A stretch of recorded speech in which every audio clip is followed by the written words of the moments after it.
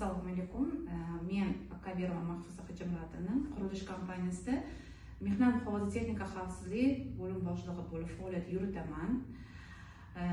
Ish taqozosi bilan ko'p kadrli xodimlar va rahbariyatlarni kelib chiqadigan nizomlarga savollar topolmay qoladigan situatsiyalar to'g'ri kelganida men biznes shkola HR o'quv kursiga murojaat bilan chiqqandim.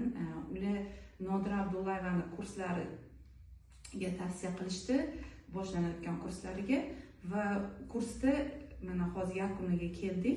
Bu kursda haqiqatan juda ham tajribaga ega mutaxassis kurs o'qishlarini amin bo'ldim.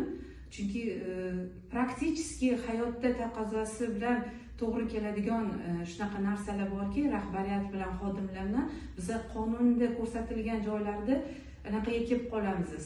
Savolga javob topolmay qolgan holatlarimizga praktik hayotda o'tgan hodisalar bo'yicha misollar bilan bizga shunaqa yoritib berdilar.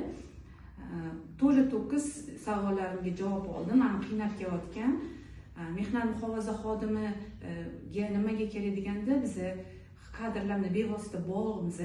Shuning uchun men tavsiya qilaman, mehnat muhofaza xodimlari ham o'zi uchun shu kadrli kurslarda malaka oshirsa, haqiqatan juda ko'p ma'lumotga ega bo'lamiz, mehnat kodeksini chuqurroq bilamiz va kelajakda ishimizda qiyinchiliklar bo'lmaydi, to'g'ri yo'nalishda yurishimizga bizga ko'p yordam berar ekan.